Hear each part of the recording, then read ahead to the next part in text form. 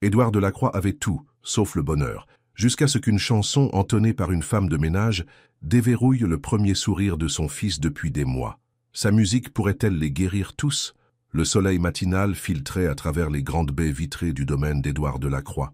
La maison était magnifique, moderne, impeccable et parfaitement organisée. Elle était aussi silencieuse qu'une bibliothèque.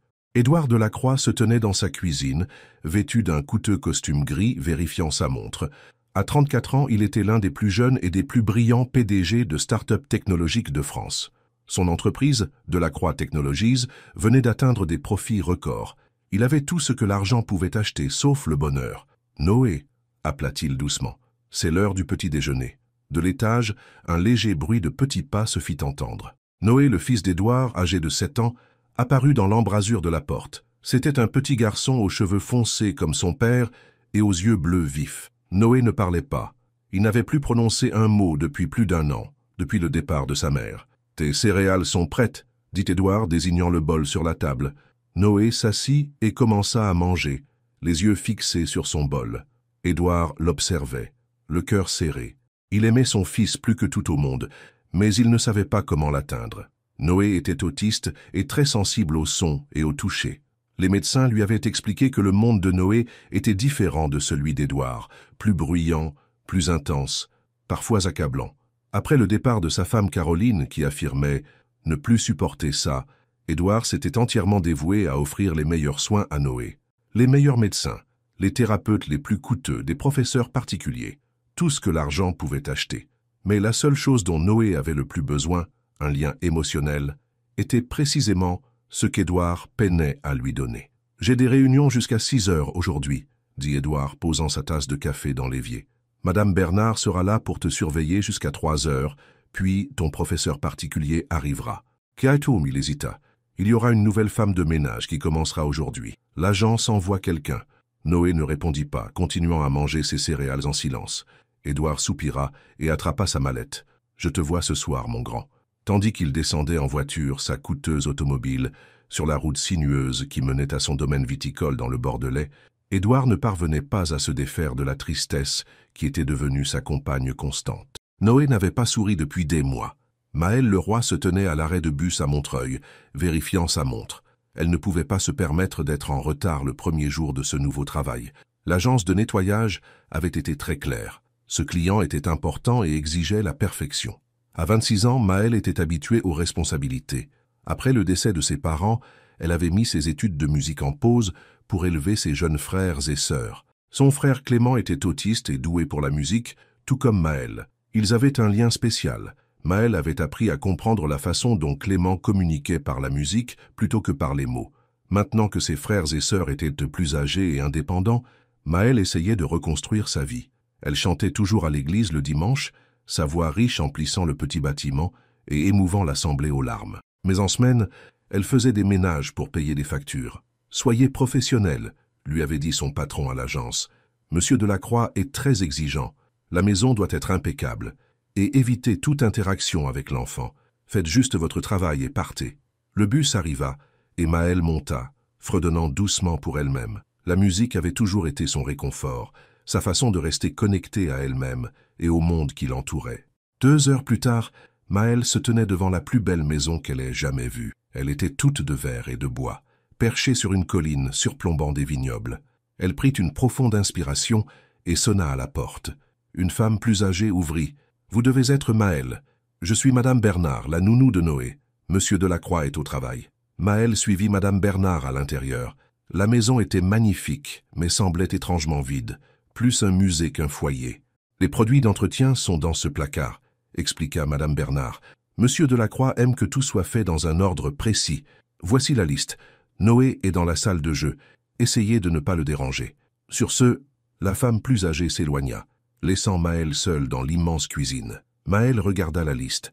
Elle était détaillée et rigide, tout comme la maison elle-même. Elle soupira, mit ses écouteurs et commença à travailler, fredonnant doucement pour elle-même comme à son habitude. Au moment du déjeuner, Maëlle avait terminé le rez-de-chaussée. La maison était calme, à l'exception du bruit occasionnel de Madame Bernard parlant à Noé. Curieuse, Maëlle jeta un coup d'œil dans la salle de jeu en passant. Un petit garçon était assis par terre, arrangeant méticuleusement des blocs de couleurs selon un motif. Il ne leva pas les yeux quand Maël s'arrêta dans l'embrasure de la porte. « C'est Noé », dit Madame Bernard, apparaissant derrière Maël. « Il ne parle pas, alors ne vous attendez pas à ce qu'il réponde si vous lui parlez. » Maël hocha la tête, mais son cœur s'est pris pour le garçon.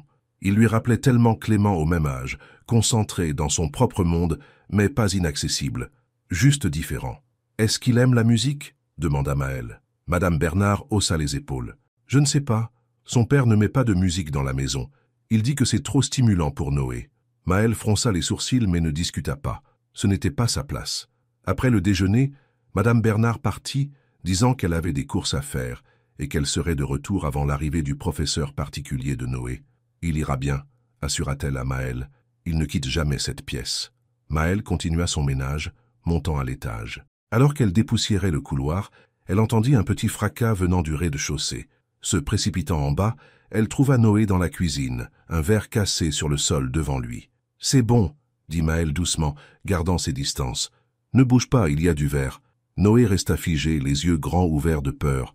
Maël attrapa rapidement un balai et ramassa le verre. « Tout va mieux maintenant, » dit-elle avec un sourire. « Savais-tu soif ?» Noé ne répondit pas, mais il ne s'enfuit pas non plus. Maël remplit un verre en plastique d'eau et le lui tendit. Il le prit soigneusement, évitant de toucher ses doigts. « Tu sais, » dit Maël d'un ton conversationnel pendant que Noé buvait, « mon frère Clément ne parle pas beaucoup non plus, mais il adore la musique. Aimes-tu la musique, Noé ?» Les yeux de Noé papillonnèrent vers son visage pendant un bref instant, puis s'éloignèrent à nouveau. « Je suis Maël, au fait, » continua-t-elle, gardant sa voix douce et calme. « Je vais nettoyer ta maison parfois. » Noé termina son eau et posa le verre. Puis, à la surprise de Maël, il lui prit la main et la tira doucement. « Tu veux que je vienne avec toi ?» demanda Maël. Noé tira à nouveau, et Maël le suivit à travers la maison jusqu'à une pièce qu'elle n'avait pas encore nettoyée. C'était une salle de musique, avec un grand piano et plusieurs autres instruments soigneusement agencés. Tout était poussiéreux, comme si la pièce n'avait pas été utilisée depuis longtemps. « C'est ta chambre ?» demanda Maël.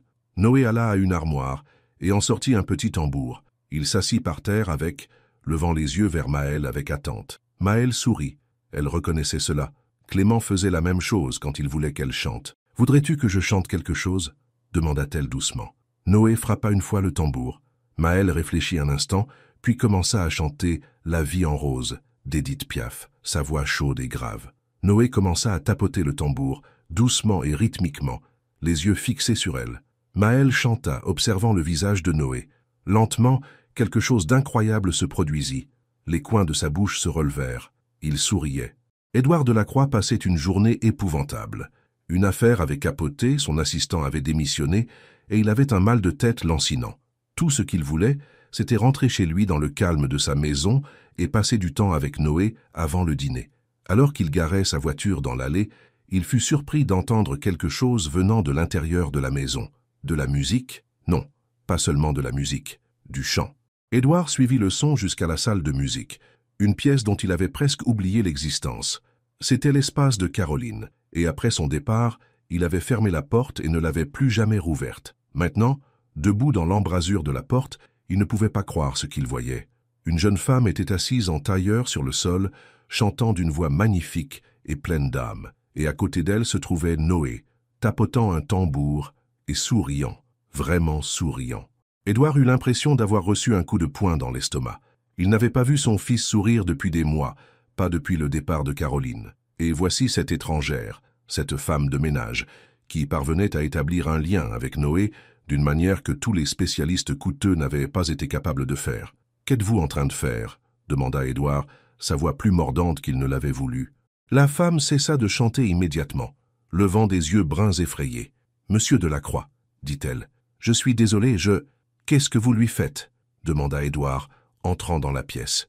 La femme parut confuse. « Je ne lui fais rien, » dit-elle calmement. « Je suis juste avec lui. » Le sourire de Noé disparut, et il posa le tambour, son corps se raidissant. « On vous a dit de nettoyer, pas d'interagir avec mon fils, » dit Édouard, bien que sa colère s'estompât déjà en observant la réaction de Noé. « Je suis désolé, » dit la femme en se levant. « Noé m'a fait venir ici. Il voulait que je chante. » Édouard la fixa, puis Noé. « Il vous a fait venir ici ?»« Oui, » dit-elle. « Il m'a pris la main et m'a mené ici. » Édouard était stupéfait. Noé prenait rarement l'initiative de contacter qui que ce soit, même lui. « À qui êtes-vous » demanda-t-il. « Maël Leroy, dit-elle.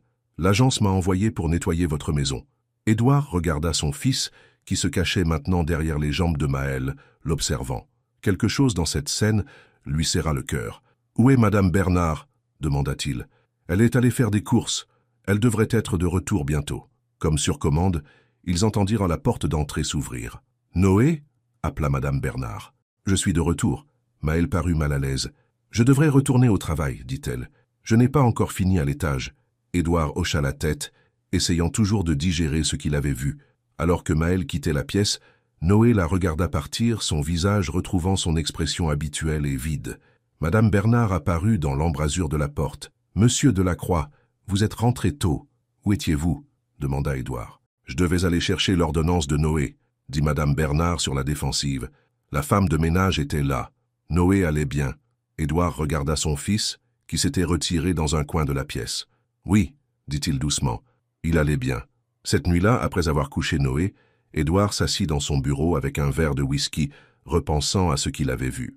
L'image de Noé souriant, tapotant ce tambour tandis que la femme de ménage chantait, ne cessait de tourner dans son esprit. Tous les spécialistes, toutes les thérapies, toutes les routines minutieusement contrôlées, rien de tout cela n'avait apporté ce sourire sur le visage de Noé. Mais une femme de ménage, chantant une vieille chanson, l'avait atteint d'une manière qu'Édouard n'avait pas pu. Il ressentait un mélange d'émotions. Le soulagement que Noé ait pu établir un lien avec quelqu'un, la culpabilité que ce ne soit pas lui, et quelque chose d'autre qu'il ne pouvait pas nommer lorsqu'il pensait à Maël Leroy et à sa voix chaude et pleine d'âme. Édouard décrocha son téléphone et appela l'agence de nettoyage. « Je voudrais demander Maël Leroy à nouveau, » dit-il, « pour un service régulier. Y a-t-il un problème avec son travail » demanda le gérant de l'agence. « Non, » dit Édouard, « son travail est impeccable. Je pense juste qu'elle convient bien à notre foyer. » Après avoir raccroché, Édouard se rendit à la chambre de Noé et se tint dans l'embrasure de la porte, observant son fils dormir. Pour la première fois depuis des mois, le visage de Noé semblait paisible. « J'essaie, mon grand, » murmura Édouard. « J'essaie de te donner ce dont tu as besoin. » Il n'avait juste pas réalisé que ce dont Noé avait besoin pouvait être quelque chose d'aussi simple qu'une chanson. Le lendemain matin, Édouard prit une décision. Au lieu d'aller au bureau, il appela et dit qu'il travaillerait de la maison. « Noé, » dit-il au petit déjeuner, « voudrais-tu jouer dans la salle de musique aujourd'hui ?» Noé leva les yeux, un éclair d'intérêt dans ses yeux. Madame Bernard sembla surprise. « La salle de musique ?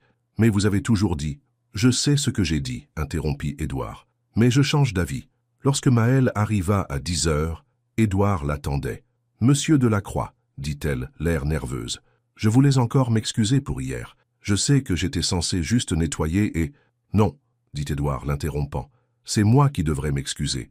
J'ai réagi mal. J'étais surpris. » Maël hocha la tête, attendant. « Je n'ai pas vu Noé sourire depuis des mois, » admit Édouard. « Pas depuis que sa mère nous a quittés. Et hier, vous avez d'une certaine manière établi un lien avec lui, d'une façon que tous ces thérapeutes et médecins n'ont pas pu. » L'expression de Maël s'adoucit. « Mon jeune frère Clément est autiste, » dit-elle, « et il est doué pour la musique. La musique était notre moyen de communiquer en grandissant. La mère de Noé jouait du piano, » dit Édouard, avant qu'elle ne parte. Noé adorait ça, mais après son départ, je ne pouvais plus supporter d'entendre de la musique dans la maison. Ça me rappelait trop d'elle. « Je comprends, » dit Maël, « mais peut-être que Noé, ça lui manque. » Édouard hocha lentement la tête. « Je pense que oui. Et j'étais trop absorbé par ma propre douleur pour le voir. » Il prit une profonde inspiration. « Seriez-vous prête à passer du temps avec Noé, pendant que vous êtes ici pour le ménage, juste chanter avec lui parfois ?» Maël sourit, et Édouard fut frappé de voir comment cela transformait son visage. « J'aimerais beaucoup ça, » dit-elle. « Vraiment beaucoup. » Depuis l'embrasure de la salle de musique, Noé les observait, son petit visage sérieux, mais ses yeux pleins d'espoir. Et pour la première fois depuis très longtemps, Édouard ressentit aussi une étincelle d'espoir. Peut-être, juste peut-être, la musique de Maël Leroy pourrait-elle guérir plus que le silence de Noé. Peut-être pourrait-elle les guérir tous les deux. 2 semaines s'étaient écoulées depuis que Maël avait chanté pour la première fois à Noé dans la salle de musique. Désormais, c'était devenu une partie de leur routine. Maël nettoyait la maison le matin, puis passait une demi-heure dans la salle de musique avec Noé avant de partir. Édouard avait réorganisé son emploi du temps pour rentrer plus tôt les jours où Maël travaillait. Il se disait que c'était pour surveiller Noé, mais la vérité était qu'il voulait entendre Maël chanter. Sa voix avait réveillé quelque chose dans sa maison et dans son cœur, qui était resté silencieux trop longtemps. Aujourd'hui, Édouard se tenait dans l'embrasure de la salle de musique, observant Maël assise au piano avec Noé à ses côtés. Elle lui enseignait des notes simples, guidant ses petits doigts sur les touches. « C'est ça », encouragea-t-elle, « juste comme ça. » Le visage de Noé était concentré, son expression habituellement vide, remplacée par de la concentration. Il pressa les touches dans la séquence que Maël lui avait montrée, créant une mélodie simple. « Magnifique !» s'exclama Maël. « Tu es un vrai naturel, Noé. » Noé ne sourit pas exactement, mais ses yeux s'illuminèrent à son éloge. Édouard s'éclaircit la gorge, et ils levèrent tous deux les yeux. « Monsieur Delacroix, » dit Maël, se levant rapidement, « je finissais juste. S'il vous plaît, ne vous arrêtez pas à cause de moi, » dit Édouard. Il entra dans la pièce avec hésitation, comme s'il craignait de briser la magie entre eux. « Que jouiez-vous ?»« Juste une simple gamme de do majeur, » expliqua Maël. Noé assimile les choses très vite. Édouard regarda son fils avec des yeux nouveaux. « Je ne savais pas qu'il s'intéressait au piano. »« La musique lui parle, » dit simplement Maël, « tout comme elle parle à mon frère. » Édouard avait déjà entendu Maël mentionner son frère, mais n'avait pas demandé de détails. Maintenant, il se retrouva curieux. « Votre frère est autiste aussi ?» Maël hocha la tête. « Clément a 19 ans maintenant. Il ne parle pas beaucoup, mais c'est un musicien incroyable. Il peut entendre une chanson une fois et la jouer parfaitement. »« Et vous vous êtes occupé de lui ?» demanda Édouard, se souvenant de ce que Maël lui avait dit sur le fait d'avoir mis ses études en suspens. « Après le décès de nos parents, oui, j'avais 20 ans, Clément 13, et notre sœur Tatiana 10. C'était difficile, mais nous y sommes parvenus. » La voix de Maël était factuelle, sans apitoiement. Édouard ressentit un élan d'admiration pour elle. Elle avait assumé tant de responsabilités à un jeune âge, tandis que lui, avec toutes ses ressources, peinait à établir un lien avec son unique enfant. « Voudriez-vous vous joindre à nous ?» demanda Maël, désignant le banc de piano. Édouard hésita. « Je ne joue pas. »« Moi non plus, jusqu'à ce que Clément ait besoin que j'apprenne, » dit Maël avec un sourire. « Il n'est jamais trop tard. » Quelque chose dans son sourire rendit impossible pour Édouard de refuser. Il s'assit sur le banc où Maël avait été assise, et Noé se tendit immédiatement. « C'est bon, » dit Maël doucement à Noé. « Ton papa veut apprendre aussi. » Elle tira une autre chaise et s'assit de l'autre côté de Noé. « Commençons par quelque chose de simple. Noé, peux-tu montrer à ton papa ce que je viens de te montrer ?» À la surprise d'Édouard, Noé posa ses petites mains sur les touches et joua la séquence de notes que Maël lui avait enseignée. « C'est incroyable, mon grand, » dit Édouard, la voix nouée d'émotion. Maël plaça les mains d'Édouard sur les touches. « Maintenant, essaie. » Édouard se sentit gêné, mais il suivit le motif que Noé lui avait montré. Son jeu était maladroit comparé à celui de son fils, mais lorsqu'il eut terminé, Noé le regarda avec ce qui ressemblait presque à de l'approbation. « Tu vois ?» dit Maël. « La musique rassemble les gens. C'est un langage que tout le monde peut comprendre. » Le moment fut interrompu par le son de la sonnette. « Vous attendez quelqu'un ?» demanda Maël.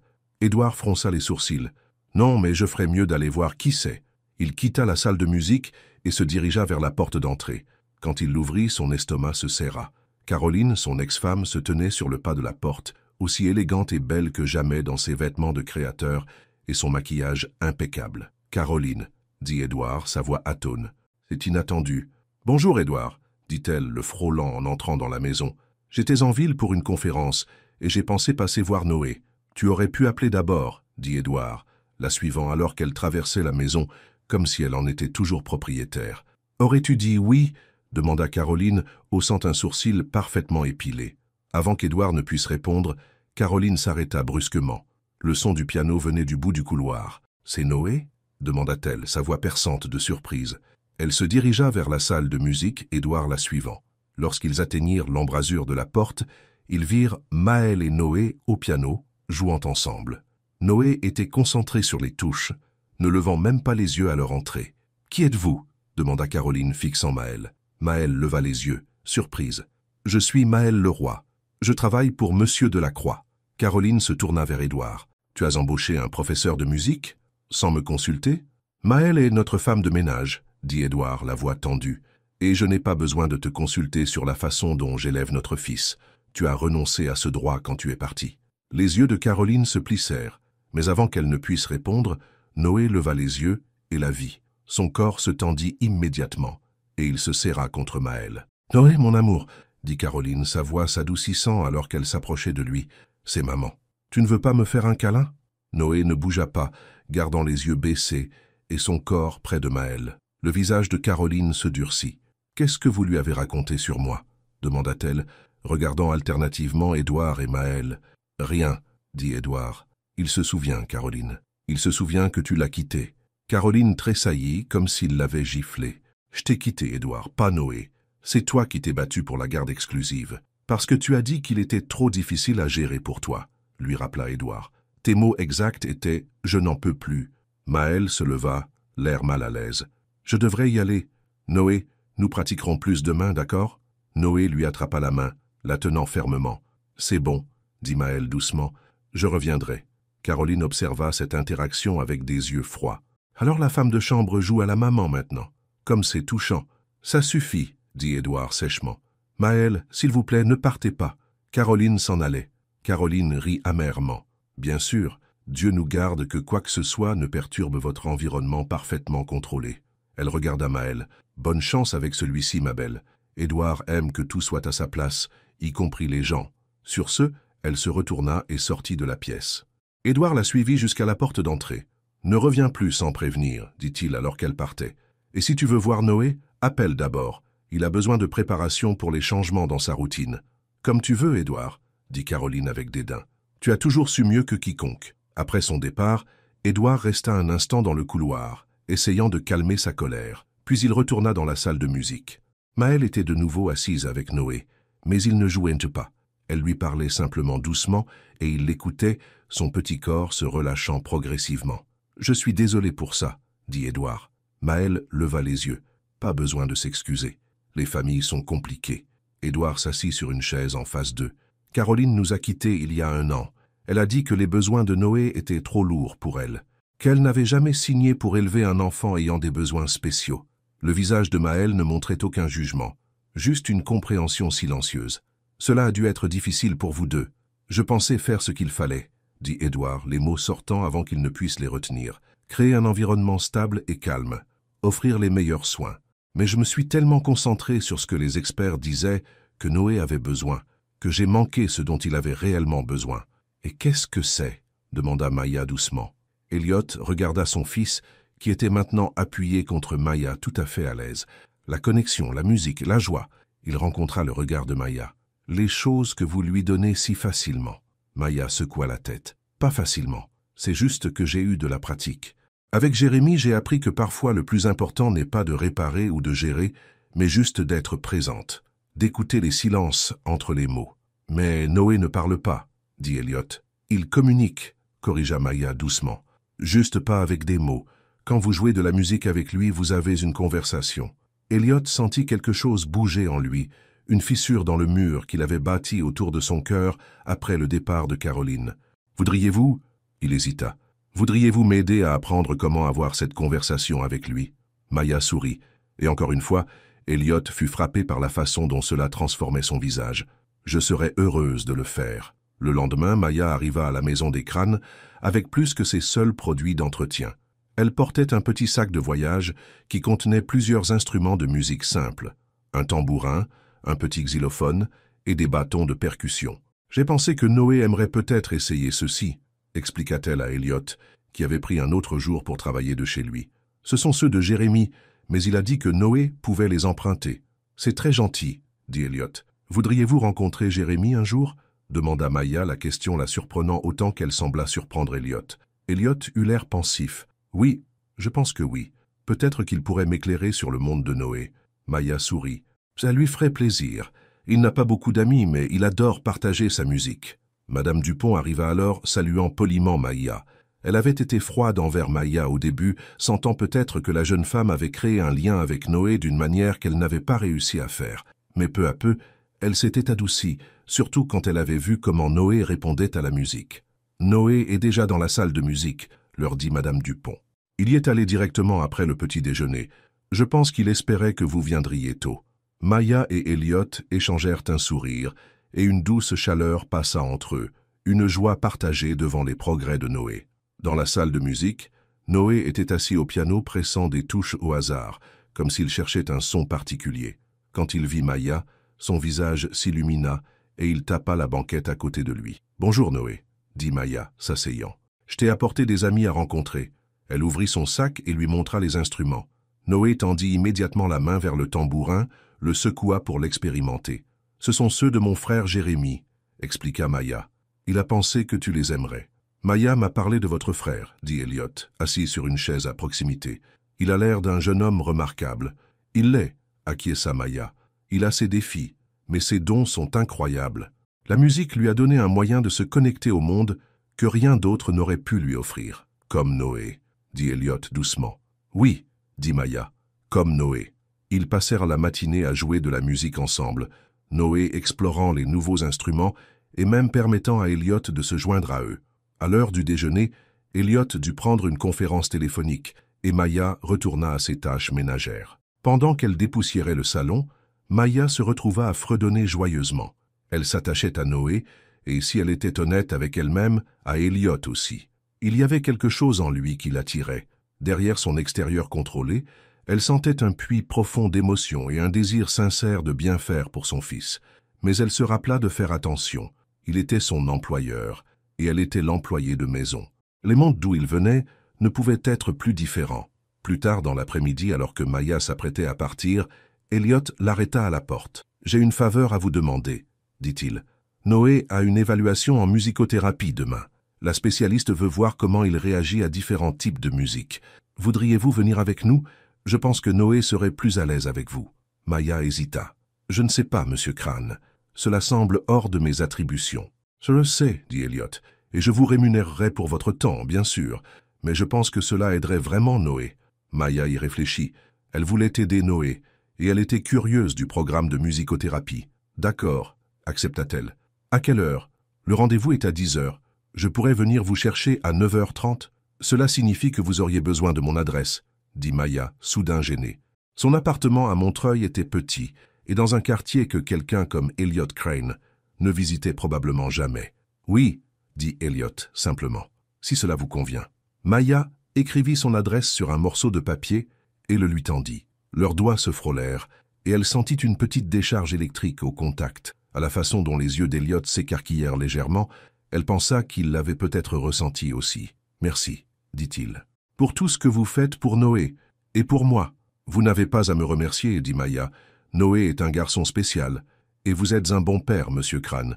Vous aviez juste besoin d'un peu d'aide pour trouver le bon langage pour lui parler. »« Elliot, » dit-il. « S'il vous plaît, appelez-moi Elliot. » Maya sourit. « Elliot » répéta-t-elle, aimant la façon dont son nom sonnait sur ses lèvres. Alors qu'elle marchait vers l'arrêt de bus, Maya ne put s'empêcher de se demander où elle s'engageait.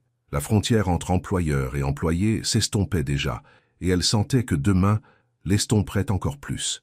Mais quand elle pensa au visage de Noé s'illuminant quand il jouait de la musique, et à la façon dont Elliot la regardait avec ses yeux profonds et scrutateurs, elle ne put se résoudre à le regretter.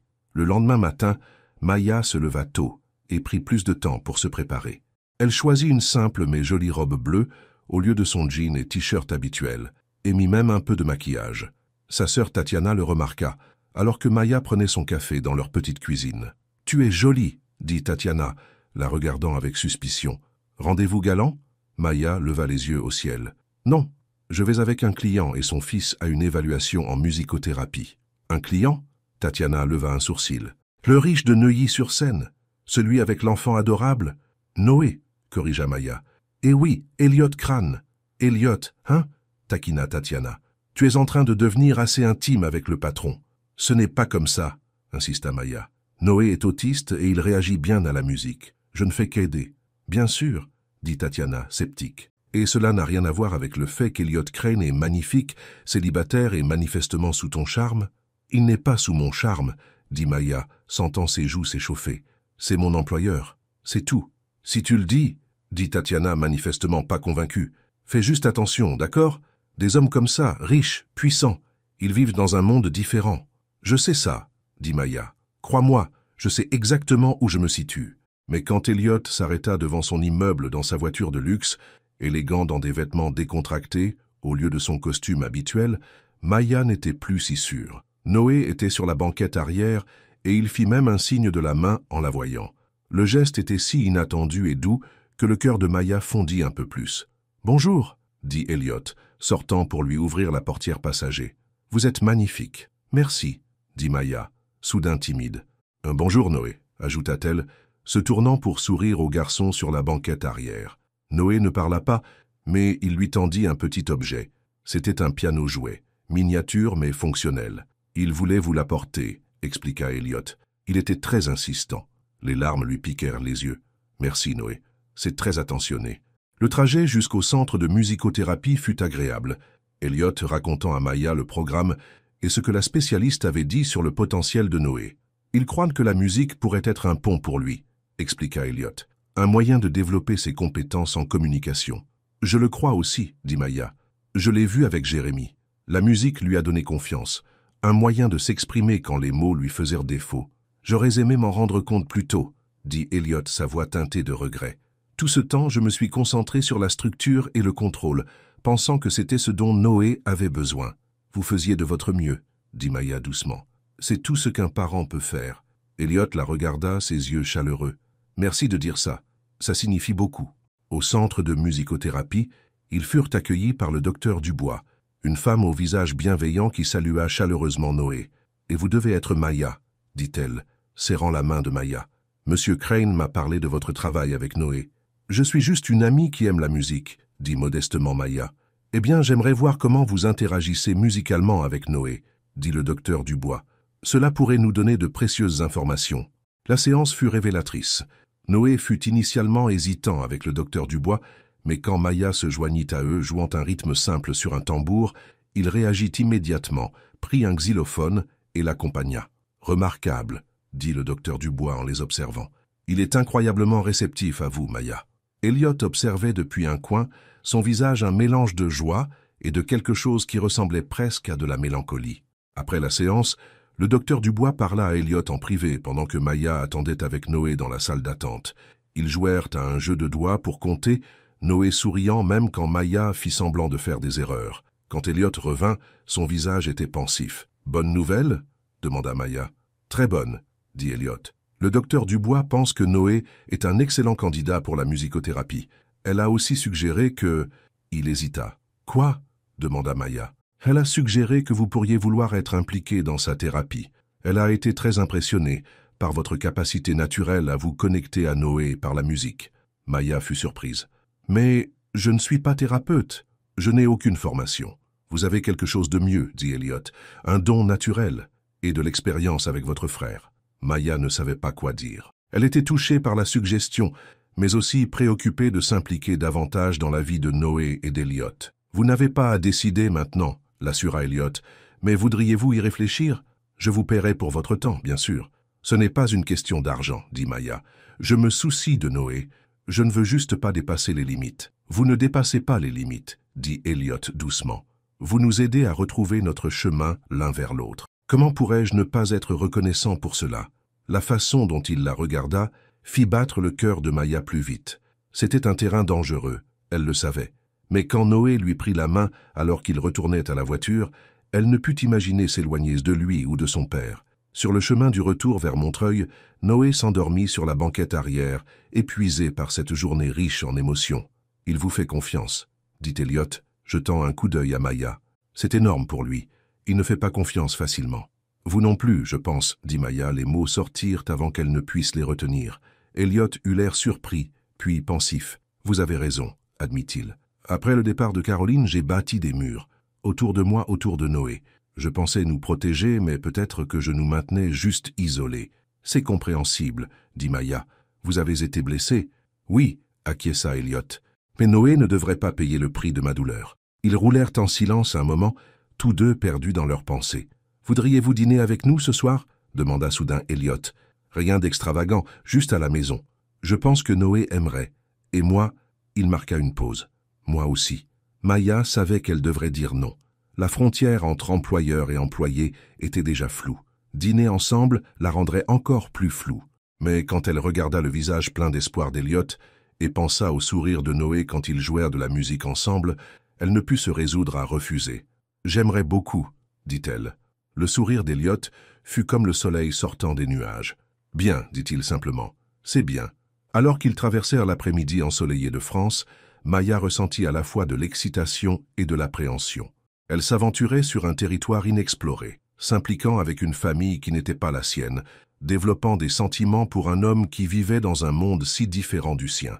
Mais quand elle jeta un coup d'œil au visage paisible et endormi de Noé, elle sut qu'elle ne pouvait plus faire marche arrière. D'une manière ou d'une autre, ce petit garçon et son père avaient trouvé leur chemin jusqu'à son cœur.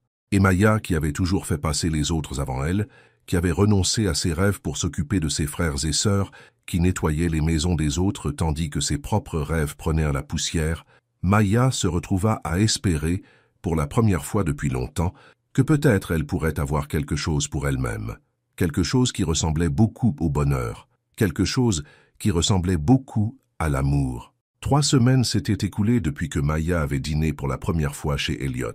Ce qui avait commencé comme une invitation unique était devenu une habitude. 2 fois par semaine, après que Maya ait fini de nettoyer, elle restait dîner avec Elliot et Noé. Ces soirées étaient devenues le moment fort de la semaine de Maya. Noé s'ouvrait de plus en plus chaque jour, et Elliot perdait peu à peu le comportement rigide et contrôlé qu'il avait autrefois défini. Ce soir-là, Maya se tenait dans la cuisine d'Elliot, l'aidant à préparer le dîner. Noé était assis au comptoir, disposant soigneusement les couverts sur les serviettes, une tâche qu'il appréciait pour son ordre et sa précision. « Il a de nouveau mis la table pour 3, fit remarquer Elliot doucement hochant la tête vers Noé. « Il s'attend à ce que vous soyez là. » Maya sourit, une chaleur se répandant dans sa poitrine. « Ça vous convient ?»« Plus que ça, » dit Elliot, ses yeux rencontrant les siens. « Cette maison est différente quand vous êtes là. Elle ressemble à un foyer. » La simple honnêteté de ces mots fit bondir le cœur de Maya. Au cours des dernières semaines, quelque chose grandissait entre eux, quelque chose qu'aucun n'avait encore mis de mots, mais tous deux le ressentaient. « Jérémie a encore demandé de vos nouvelles, » dit Maya, changeant de sujet pour un terrain plus sûr. « Il veut savoir quand il pourra rencontrer Noé. » Elliot eut l'air pensif en remuant la sauce des pâtes. « Qu'en pensez-vous? Noé est-il prêt pour ça? »« Je pense que oui, » dit Maya. « Jérémie est si doux, et il partage cette connexion avec la musique. Ça pourrait être bon pour Noé de rencontrer quelqu'un comme lui. Alors faisons-le, décida Elliot. Peut-être ce week-end? Ils pourraient jouer de la musique ensemble. Maya rayonna. Jérémie adorerait ça. Il n'a pas souvent l'occasion de partager sa musique avec les autres. Et après, ajouta Elliot, sa voix un peu hésitante, peut-être pourrions-nous tous aller dîner? Nous 5, vous, moi, Noé, Jérémie et Tatiana. Maya marqua une pause, un étrange battement dans son estomac. Cela ressemblait étrangement à Elliot voulant rencontrer sa famille, une étape significative au-delà de leur arrangement actuel. « Comme un dîner de famille ?» demanda-t-elle prudemment. Les yeux d'Elliot retinrent les siens. « Oui. Est-ce trop ?»« Non, » dit Maya doucement. « Ce n'est pas trop. C'est gentil. » Le moment fut interrompu par la sonnerie du téléphone d'Elliot. Il regarda l'écran et fronça les sourcils. « Je dois prendre ça. C'est le bureau. » Il sortit de la cuisine, laissant Maya et Noé seuls. Maya continua à préparer la salade, fredonnant doucement. Noé leva les yeux au son, souriant légèrement. « Tu aimes quand je chante, n'est-ce pas ?» demanda Maya. Noé hocha la tête, un geste clair, délibéré qui fit s'envoler le cœur de Maya. Ses petites réponses devenaient plus fréquentes, chacune un minuscule miracle. Elliot revint quelques minutes plus tard, son expression troublée. « Tout va bien ?» demanda Maya. « Pas vraiment, » admit Elliot. « C'était Richard Lefebvre, le président du conseil d'administration de mon entreprise. Il insiste pour tenir une réunion d'urgence ici demain soir. Des préoccupations concernant un nouveau projet. »« Ici? À la maison ?»« Oui, » soupira Elliot. « Il dit qu'il a besoin de me parler immédiatement, et il vient de Londres. Je n'ai pas pu refuser. »« Je peux me faire discrète, » proposa Maya. « Je finirai juste le ménage et partirai avant qu'il n'arrive. »« Non, » dit Elliot rapidement. « En fait, j'espérais que vous resteriez. Noé est à l'aise avec vous et ces réunions peuvent traîner en longueur. Richard peut être difficile. Êtes-vous sûr que ce soit une bonne idée ?» demanda Maya. « Je ne suis que la femme de ménage, Elliot. Que pensera votre président ?» Le visage d'Elliot s'adoucit. « Vous n'êtes pas juste n'importe qui, Maya. Et je me fiche de ce que pense Richard. Vous êtes importante pour Noé. Et pour moi. » La façon dont il prononça ces derniers mots coupa le souffle de Maya. Il y avait un poids, une signification qui allait au-delà de la simple affirmation. « D'accord, » accepta-t-elle. « Je resterai. » Le soir suivant, Maya était nerveuse en finissant de nettoyer le salon.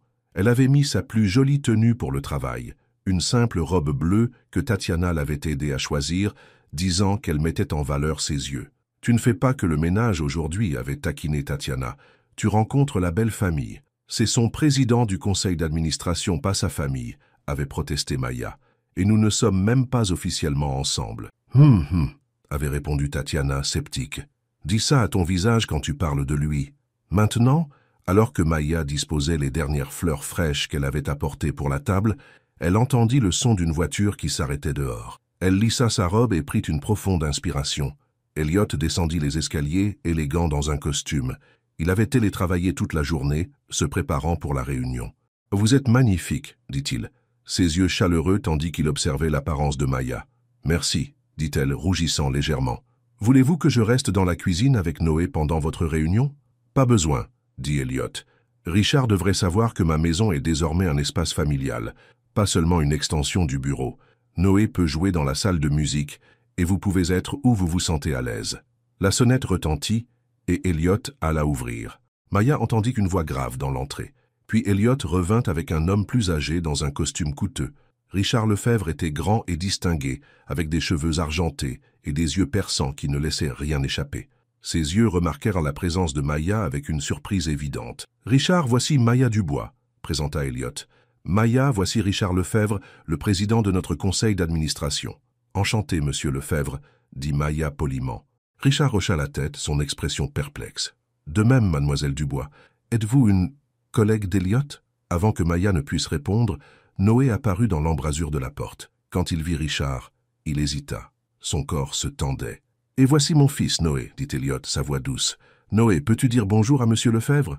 Noé ne répondit pas, mais il ne recula pas non plus, ce que Maya savait être un progrès. « Bonjour, jeune homme, » dit Richard maladroitement. Il n'était clairement pas habitué à interagir avec des enfants. Noé regarda Maya, comme s'il cherchait du réconfort. Elle lui sourit. « Pourquoi n'irions-nous pas à la salle de musique pendant que ton papa a sa réunion ?» suggéra-t-elle.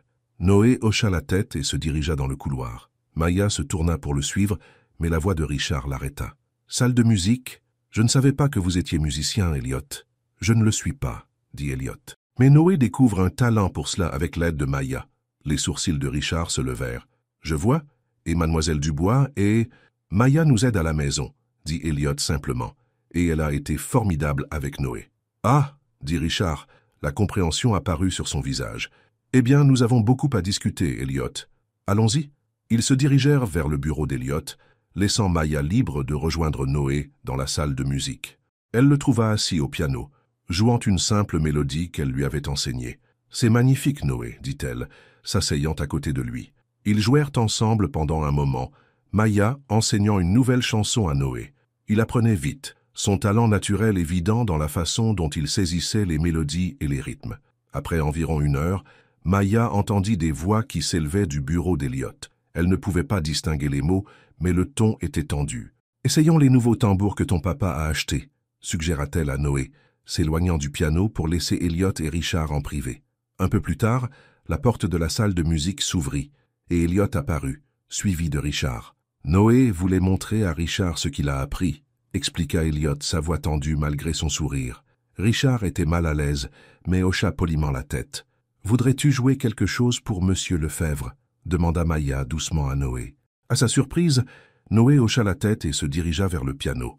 Il s'assit et commença à jouer la chanson qu'ils avaient pratiquée, une mélodie simple mais magnifique que Maya avait elle-même écrite. L'expression de Richard changea en regardant Noé jouer. La sévérité s'adoucit, remplacée par une véritable surprise. « Il est plutôt bon, » dit Richard à Elliot. « Depuis combien de temps joue-t-il ?»« Seulement quelques semaines, » répondit Elliot, la fierté évidente dans sa voix. Maya lui a enseigné. Richard regarda Maya avec un nouvel intérêt. « Vous êtes professeur de musique, mademoiselle Dubois ?»« Non, » admit Maya. « J'ai étudié l'éducation musicale à l'université, mais j'ai dû mettre ça de côté. J'adore la musique, et Noé semble y être particulièrement sensible. »« Elle est modeste, » dit Elliot. « Maya a un don remarquable. Elle a plus aidé Noé en quelques semaines que tous ses thérapeutes en 1 an. » Richard regarda d'Elliot à Maya, puis de nouveau son regard perçant évaluant la situation. « Je vois, » dit-il avec prudence. « Eh bien, Noé est certainement talentueux. Tu dois être très fier, Elliot. »« Je le suis, » acquiesça Elliot. « De tous les deux. » La façon dont il inclut Maya dans cette affirmation fit gonfler son cœur. Une fois Noé a eu fini de jouer, Elliot suggéra qu'il pourrait vouloir regarder la télévision dans le salon pendant un moment. Quand Noé fut parti, Richard se tourna vers Maya. « Mademoiselle Jefferson, cela vous dérangerait-il de nous laisser, Elliot et moi, un instant pour terminer notre discussion ?»« Bien sûr, » dit Maya, se levant pour partir. « Je vais voir Noé. » En fermant la porte derrière elle, elle entendit Richard dire à Elliot « Elle semble très impliquée dans votre foyer. » Maya essaya de ne pas tendre l'oreille, mais elle ne put s'empêcher d'entendre la réponse d'Elliot. Elle leste. Et je ne pourrais pas être plus heureux. Plus tard cette nuit-là, après le départ de Richard et une fois Noé couché, Elliot trouva Maya dans la cuisine, lavant la dernière vaisselle du dîner. « Tu n'as pas à faire ça, » dit-il, lui prenant le torchon des mains. « Tu n'es plus en service maintenant. » Maya sourit. « Ça ne me dérange pas.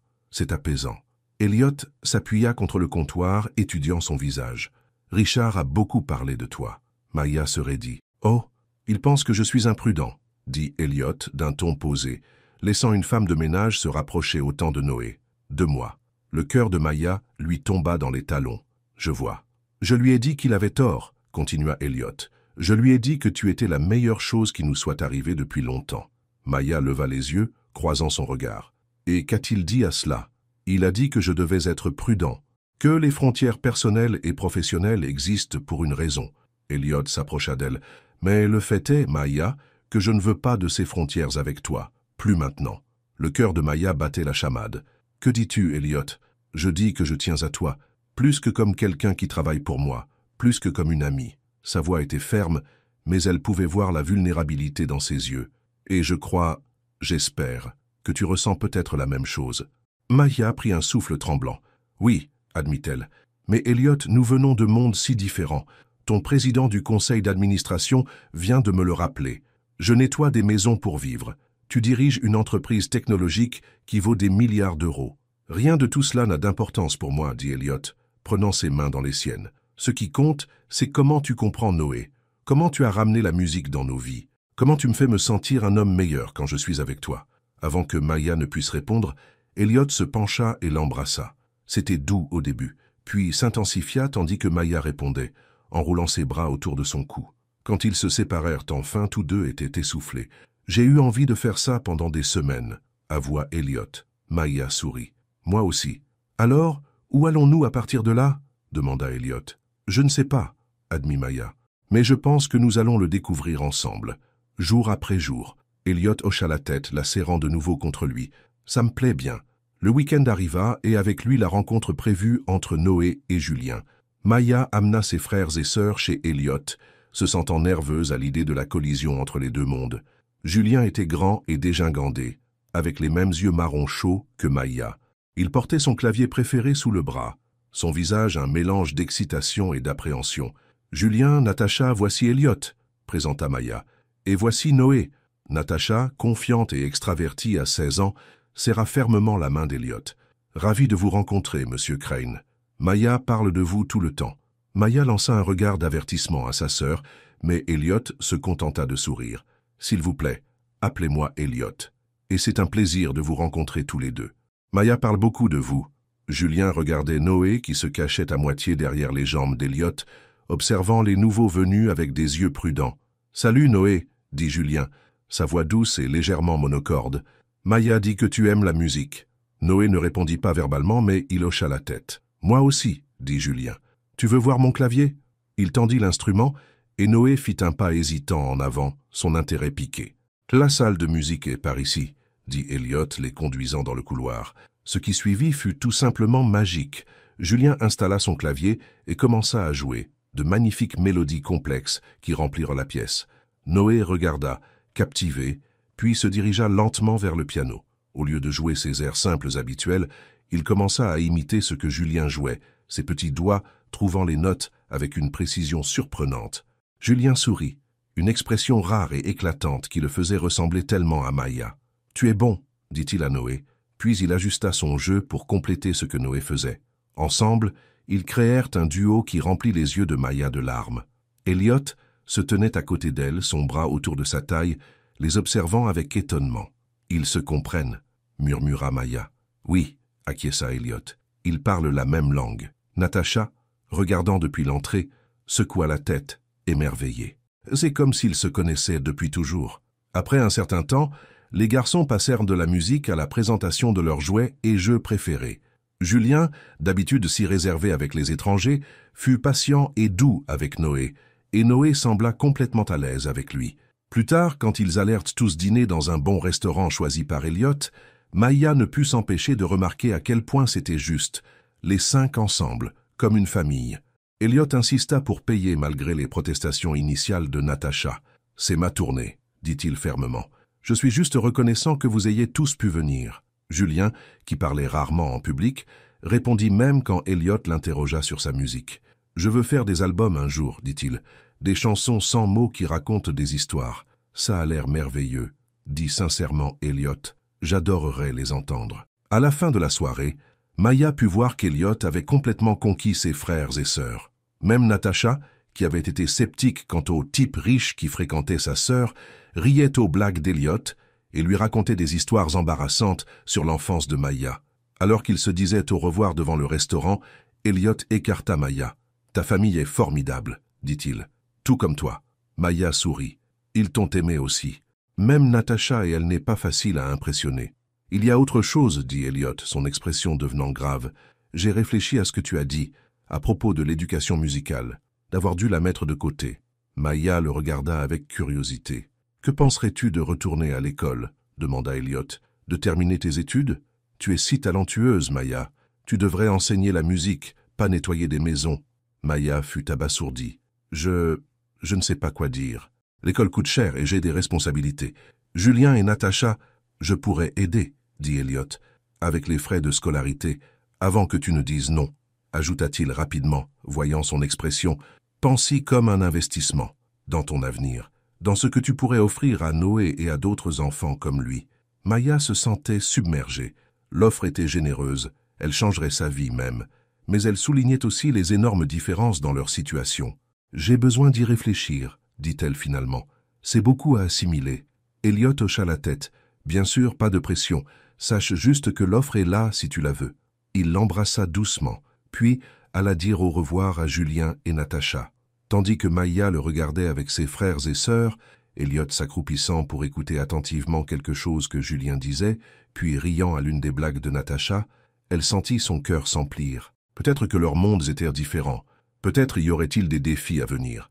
Mais à ce moment précis, voyant les personnes qu'elle aimait le plus se connecter les unes aux autres, Maya s'autorisa à espérer que ces différences n'auraient pas à les séparer.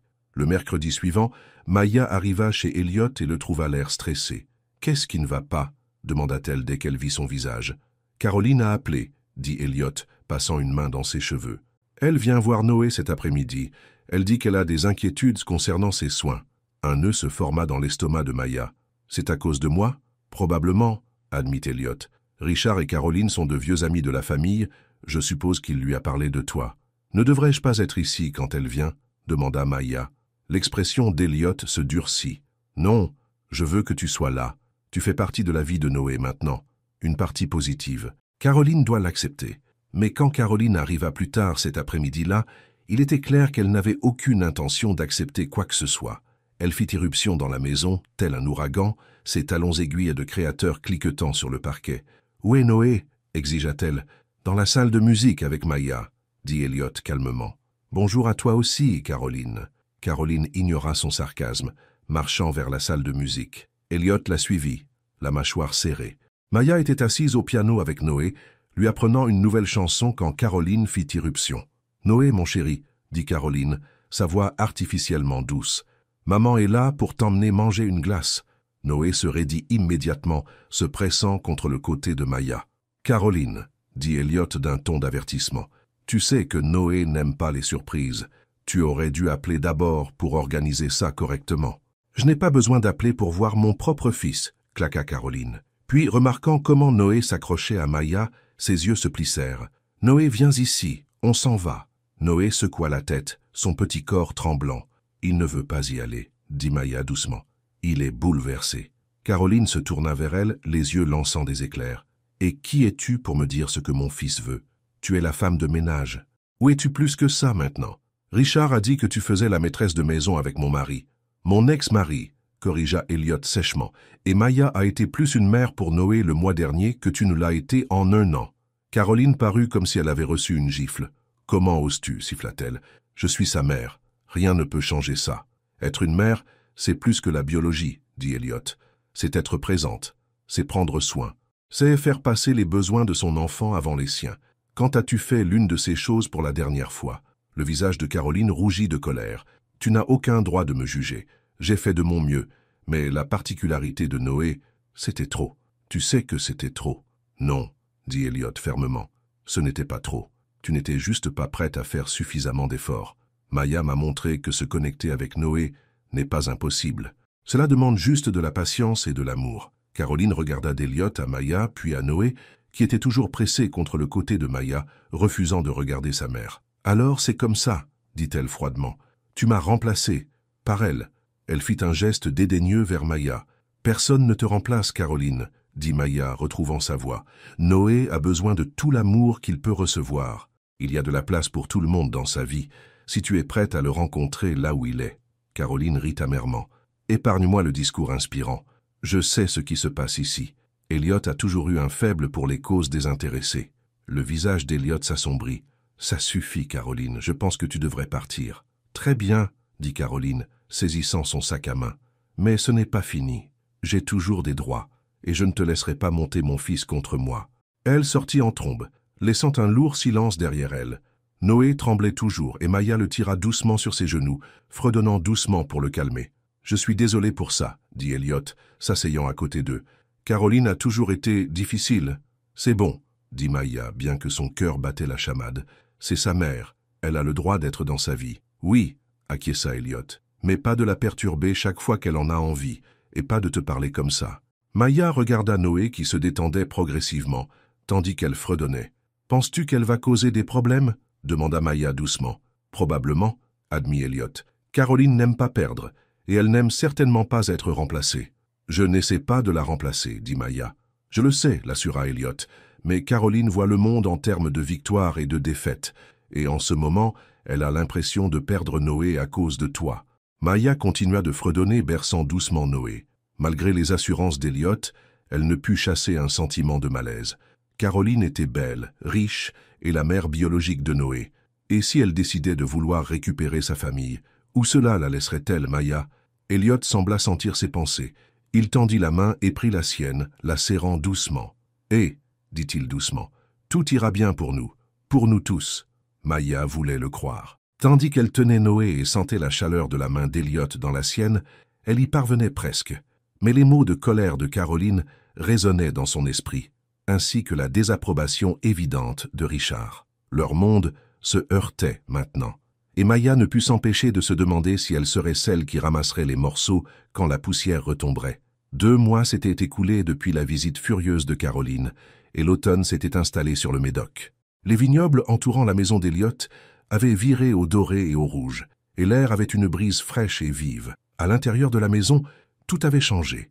Ce qui avait été autrefois un environnement silencieux et stérile était maintenant rempli de musique, de rire et de vie. Maya y passait la majeure partie de son temps libre, non plus en tant que femme de ménage, mais en tant que petite amie d'Elliot et professeur de musique de Noé. Avec l'encouragement de Maya, Elliot avait embauché une nouvelle femme de ménage à plein temps, Madame Leroux, une femme âgée et gentille qui adorait Noé et faisait d'incroyables biscuits qui remplissèrent la maison du parfum de cannelle et de vanille. « Ça fait toujours étrange », admit Maya à Elliot un soir alors qu'ils étaient assis sur la terrasse, regardant Noé jouer dans le jardin. « Ne pas nettoyer quand je viens. » Elliot rit, lui prenant la main. « Tu n'as jamais été juste la femme de ménage, Maya. Ni pour moi, ni pour Noé. » Maya sourit, mais il y avait une pointe d'inquiétude dans ses yeux. « Caroline n'a pas essayé de contacter Noé depuis ce jour. Penses-tu qu'elle a abandonné ?» L'expression d'Elliot devint grave. Caroline n'abandonne jamais. Elle prépare juste son prochain coup. Comme si ces mots l'avaient invoqué, le téléphone d'Elliot sonna. Il jeta un coup d'œil à l'écran et soupira. « Quand on parle du loup, » il répondit, sa voix soigneusement neutre. « Caroline. » Maya observa le visage d'Elliot devenir de plus en plus sérieux à chaque instant. Finalement, il raccrocha. « Qu'est-ce qu'il y a ?» demanda Maya. « Elle veut nous rencontrer demain, avec son avocat. » Elliot passa une main dans ses cheveux. « Elle dépose une demande de garde partagée. » Maya sentit son estomac se nouer. Peut-elle faire ça? Après l'avoir abandonnée pendant 1 an? Elle n'a jamais légalement renoncé à ses droits, expliqua Elliot. Et elle a des ressources, de l'argent, des relations. Le tribunal pourrait être sensible à une mère qui prétend avoir changé d'avis. Maya regarda Noé, qui disposait soigneusement de petits cailloux en un motif sur le chemin du jardin. Il avait fait tellement de progrès ces derniers mois. Sa musicothérapie se passait bien, et il avait même commencé à répondre à de simples questions par des mots isolés. La pensée de perturber sa routine, de le forcer à passer du temps dans le monde froid et perfectionniste de Caroline, serra le cœur de Maya. « Que pouvons-nous faire » demanda-t-elle. Elliot lui serra la main. « Je vais me battre, bien sûr, mais je pense que Caroline a un autre objectif. Il ne s'agit pas vraiment de Noé. »« Que veux-tu dire ?»« Je pense que c'est à propos de toi, » dit Elliot doucement. « De nous. Elle n'aime pas que j'ai tourné la page, que Noé se soit attaché à toi. » Maya sentit un frisson qui n'avait rien à voir avec l'air automnal. « Alors, je suis le problème. »« Non, » dit Elliot fermement. « Tu es la solution. À tant de choses qui étaient brisées avant que tu n'entres dans nos vies. N'en doute jamais. » Mais Maya en doutait. Cette nuit-là, en rentrant à son appartement à Bordeaux, elle ne put chasser le sentiment qu'elle causait des problèmes à Elliot et Noé. Et si Caroline obtenait la garde partagée? Et si les progrès de Noé étaient compromis? Natacha la trouva assise à la table de la cuisine, fixant une tasse de thé froid. « Oh là là !» dit Natacha, s'asseyant en face d'elle. « Je connais ce visage. Qu'est-ce qui s'est passé ?» Maya expliqua la menace de Caroline concernant la garde. « Alors tu penses à prendre tes distances, devina Natacha. Sacrifier ton bonheur pour leur faciliter les choses. Tu ne le ferais pas? Demanda Maya. Si tu pensais que ça aiderait Julien? Non, dit Natacha sèchement, parce que fuir ne sert à rien. Ni toi ni Elliot, et certainement pas Noé. Mais si je suis la raison pour laquelle Caroline cause des problèmes... Arrête ça, interrompit Natacha. Caroline cause des problèmes parce qu'elle est égoïste et dominatrice. Tu n'es qu'un prétexte. Si ce n'était pas toi, elle trouverait une autre raison de rendre la vie d'Elliot difficile. Maya soupira. Peut-être, mais je ne peux m'empêcher de sentir que je complique les choses. L'amour est compliqué, dit Natacha avec un haussement d'épaule. Cela ne signifie pas qu'il ne vaut pas la peine d'être combattu. L'amour. Le mot resta suspendu dans l'air entre elles. Maya ne l'avait pas encore dit à Elliot, bien qu'elle le ressente dans son cœur chaque fois qu'elle le voyait avec Noé, chaque fois qu'il la regardait avec ses yeux chaleureux et profonds. « Je ne veux pas les perdre, » admit Maya doucement. Natacha tendit la main sur la table et lui serra la sienne. « Alors ne lâche pas sans te battre. » Le lendemain, Maya travaillait avec un groupe d'enfants à la maison de quartier où elle avait commencé à donner des cours de musique, faisant partie de son retour à ses rêves d'études avec les encouragements et le soutien financier d'Elliot. Elle venait de terminer un cours quand elle leva les yeux et vit Elliot debout dans l'embrasure de la porte. Il était censé rencontrer Caroline et son avocat. Le fait qu'il soit ici à la place fit s'emballer le cœur de Maya d'angoisse. « Elliot, qu'est-ce qui s'est passé ?» Il attendit que le dernier enfant soit parti avant d'entrer dans la pièce. Son visage était illisible. « La réunion s'est déroulée de manière inattendue, » dit-il. « Comment ça ?» Elliot s'assit sur l'une des petites chaises, l'air presque comiquement grand dessus. Caroline ne s'est pas présentée avec son avocat. Elle est venue seule.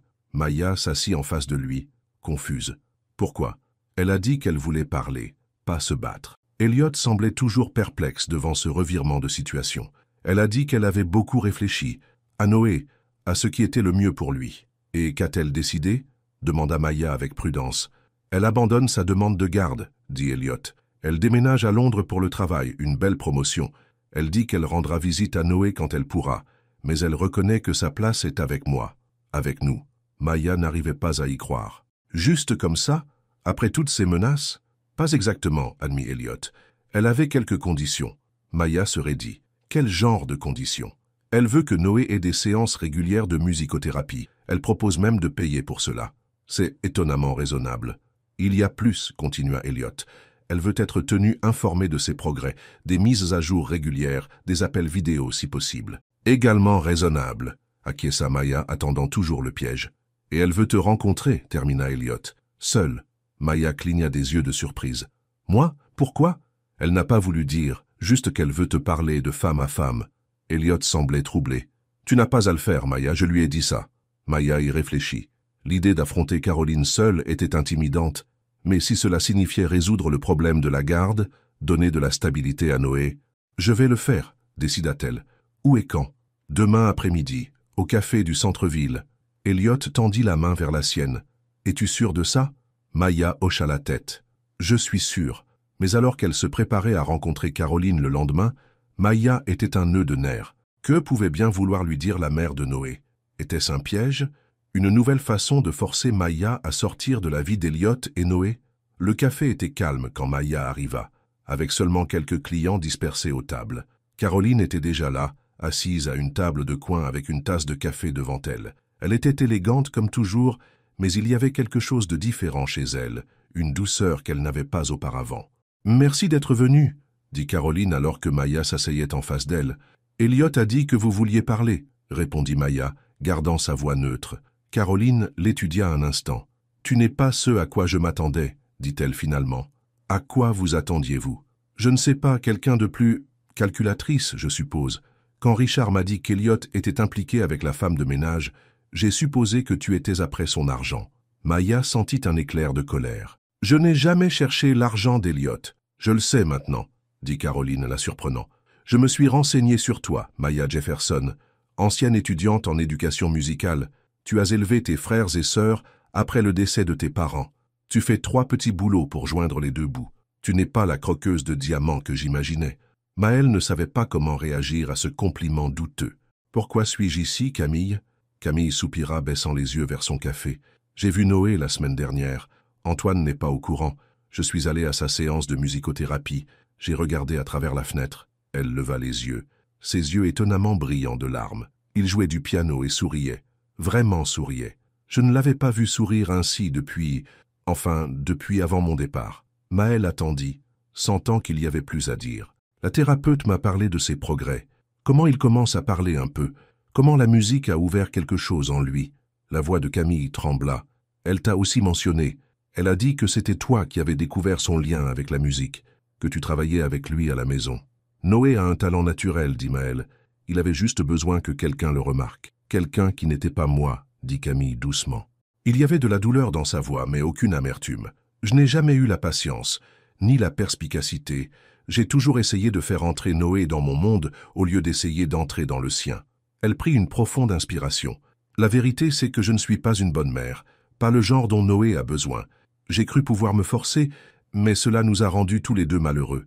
Toi, par contre, elle regarda directement Maëlle. Tu te connectes à lui d'une manière que je n'ai jamais pu. Maëlle fut stupéfaite par cette confession.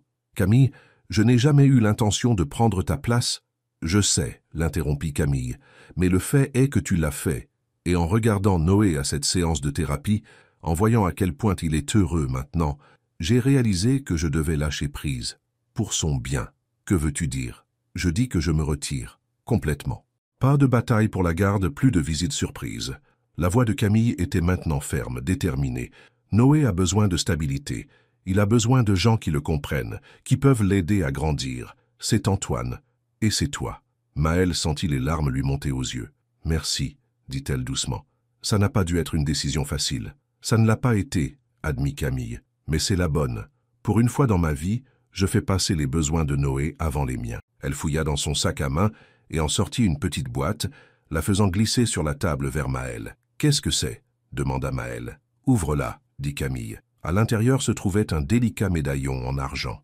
Quand Maëlle l'ouvrit, elle y découvrit une minuscule photo de Noé bébé. « Je veux que tu l'aies, » dit Camille. « Je l'ai depuis sa naissance, mais je pense qu'il t'appartient maintenant. » Maëlle était sans voix, profondément émue par le geste. « Camille, je ne sais pas quoi dire. Promets-moi juste que tu prendras soin de lui, » dit Camille, « et que tu m'enverras parfois des vidéos de lui jouant de la musique. J'aimerais voir ses progrès, même à distance. »« Bien sûr, » promit Maëlle, « à tout moment. » Alors qu'elle se disait au revoir devant le café, Camille surprit à nouveau Maëlle en la serrant brièvement dans ses bras. « Sois bonne avec eux, » murmura-t-elle. « Ils le méritent. » Maëlle la regarda s'éloigner, sentant qu'un poids s'était envolé.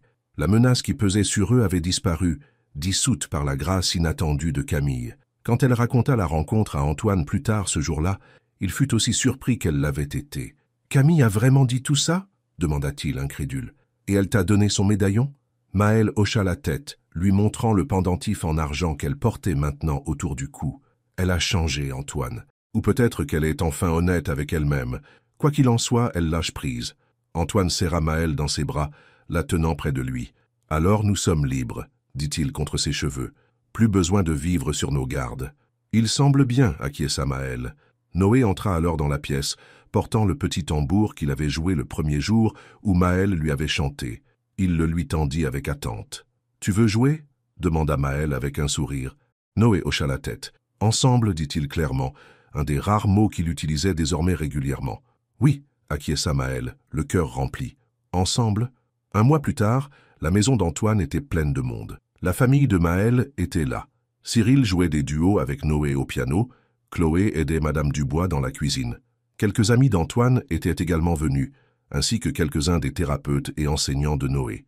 C'était le 8e anniversaire de Noé et sa première vraie fête. Maël s'était inquiété que ce soit trop de stimulation pour lui, mais avec une pièce calme aménagée où il pouvait se retirer si besoin, Noé gérait la célébration remarquablement bien. Il s'épanouit, dit le docteur Martin, la musicothérapeute, à Maël tandis qu'elle regardait Noé montrer à Cyril un nouveau morceau qu'il avait appris. Ses progrès ont été extraordinaires. « Tide avait juste besoin de trouver sa voix, dit Maël, sa propre façon de s'exprimer. Et quelqu'un qui puisse l'entendre, ajouta le docteur Martin avec un sourire. Tu as été bonne pour lui, Maël, pour tous les deux. Tandis que la fête continuait, Maël remarqua Antoine se glisser dehors sur le patio. Elle le suivit, le trouvant en train de contempler les vignobles, une expression pensive sur le visage. « Tout va bien ?» demanda-t-elle, le rejoignant près de la balustrade. « Parfait, dit-il, passant un bras autour de ses épaules. Je pensais juste à tout ce qui avait changé en 6 mois. À quel point nos vies sont différentes maintenant. »« Bien différentes ?» demanda Maël. « Le meilleur des changements, » la rassura Antoine. Il se tourna vers elle, prenant ses 2 mains dans les siennes. « Faïkel Leclerc, veux-tu m'épouser? Veux-tu officialiser notre famille ?» Le cœur de Maël rata un battement quand Antoine glissa sa main dans sa poche et en sortit une petite boîte de velours. « J'avais tout un discours de prévu, » dit-il avec un rire nerveux. « Sur la façon dont tu as ramené la musique dans nos vies. Comment tu m'as appris à écouter les silences entre les mots. Comment tu m'as montré ce que signifie vraiment se connecter à Noé. » Il ouvrit la boîte, révélant une magnifique bague en diamant. « Mais je crois que je vais juste demander. Maël Leclerc, veux-tu m'épouser? Veux-tu officialiser notre famille ?» Maël sentit des larmes de joie couler sur ses joues. « Oui, » murmura-t-elle. « Oui, je le veux. » Antoine glissa la bague à son doigt, puis la serra contre lui pour un baiser. Ils furent interrompus par un petit bruit provenant de l'embrasure de la porte. Noé se tenait là, les regardant. À la surprise de Maël, il souriait, un sourire franc et sincère qui illuminait tout son visage. « Heureux ?» dit-il clairement, pointant sa poitrine. « Heureux !» Maël s'agenouilla, ouvrant les bras, et Noé vint à elle, la laissant le serrer dans ses bras. Par-dessus sa tête, ses yeux rencontrèrent ceux d'Antoine, et elle y vit sa propre joie reflétée. « Oui, Noé, » acquiesça-t-elle doucement. « Nous sommes tous très heureux. » De l'intérieur de la maison parvint le son de la musique, Cyril jouant une belle mélodie au piano.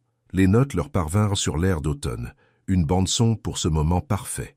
Maël pensa à tout le chemin parcouru, du silence à la musique, de la solitude à la connexion, de vie séparée à une famille unie par l'amour. Plus tard cette nuit-là, après le départ de tous les invités et Noé endormi, Maël et Antoine s'assirent dans la salle de musique, la seule lumière provenant de la lune à travers les fenêtres. « Je pensais que le silence était la paix, » dit Antoine doucement, faisant écho aux mots de leurs débuts ensemble. « Mais tu m'as montré que le silence qui guérit vient après la musique. » Maël posa sa tête sur son épaule, sa bague de fiançailles scintillant au clair de lune. « Alors maintenant ?»